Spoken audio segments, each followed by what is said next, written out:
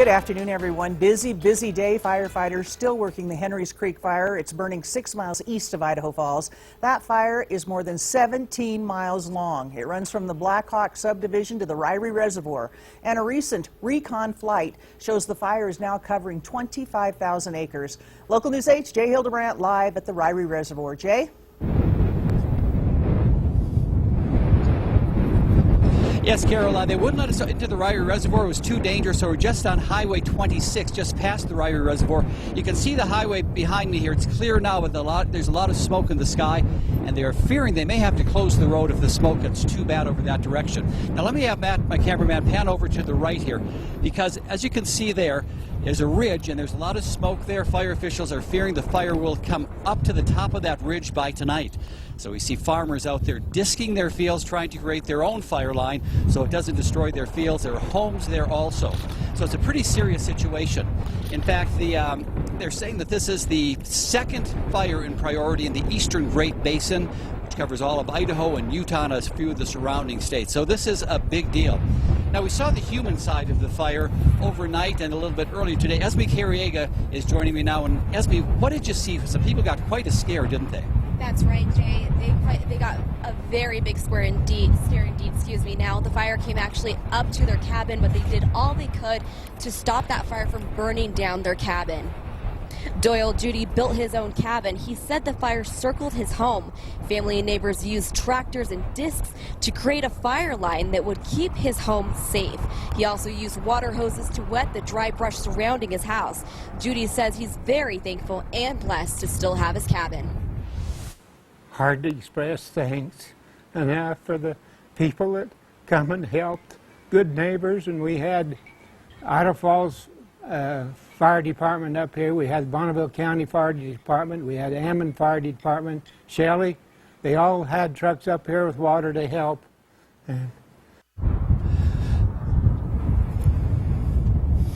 So Esme, it looks like teamwork was a big part of this whole situation. Absolutely, Jay. Teamwork really saved the house. People sprung into actions, neighbors, family members, and all to save his cabin and all the memories that come along with that cabin.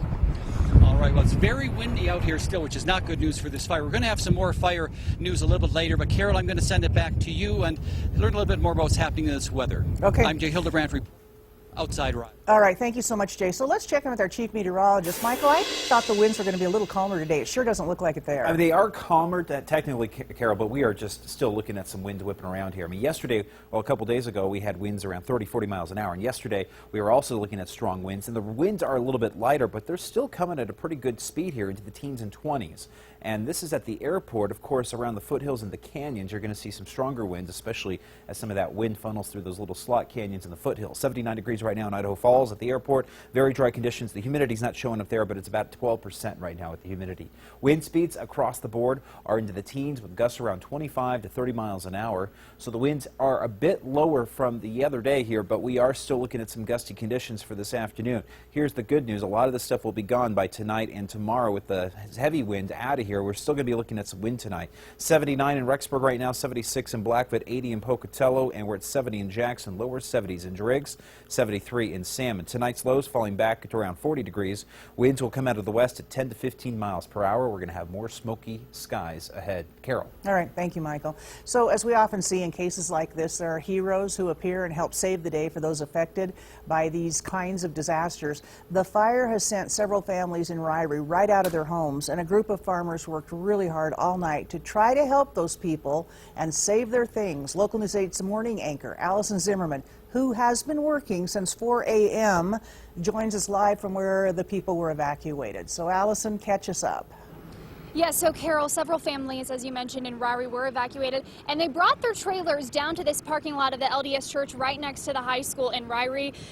About 7 or 8 families brought their trailers and cars here.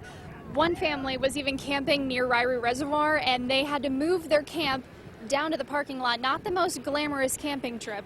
And another couple I spoke to is just so happy their home is in one piece, and they've got a lot to say to the farmers and firefighters who helped them get out of town. Oh, we like to say they saved our place, so we're so grateful for them, and you know, and the fortitude and insight they had to just know what to do and to prevent this. And I want to invite you to stay with us. Join us back here at 6 o'clock. I'm going to have a lot more on some of the families that are evacuated. That man that you just heard from, Bruce, his wife is going to share their story of their evacuation. It's going to really warm your heart and show that there is some good among all of the craziness of this fire that's scaring a lot of people so close to home. For now, live in Ryrie, I'm Allison Zimmerman. All right, thanks, Allison, for your hard work. Officials tell us the crews may move in late tonight to the new command center there, maybe early tomorrow morning. Now, this fire just cropped up late this afternoon. It started in the Swan Lake area. It is headed toward Preston, and we have a reporter on the way. Really, we don't have very many details available, but local News 8 reporter Misty Inglet has learned some folks are being evacuated, just to be on the safe side. More on that coming up tonight at 10. Tourists visiting Grand Teton National Park are having to deal with closed roads because of a fire.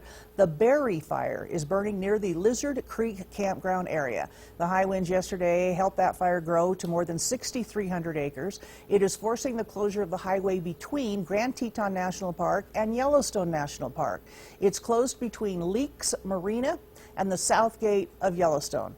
The headwaters at Flags Ranch, Sheffield Campground, and Lizard Creek campgrounds are all closed. Now, of course, this is a really big time of the year for people to travel between the parks, you know, from Jackson to Yellowstone. So, tonight at 6, we'll find out who some of the visitors are. They're having to deal with a closure and a very big detour.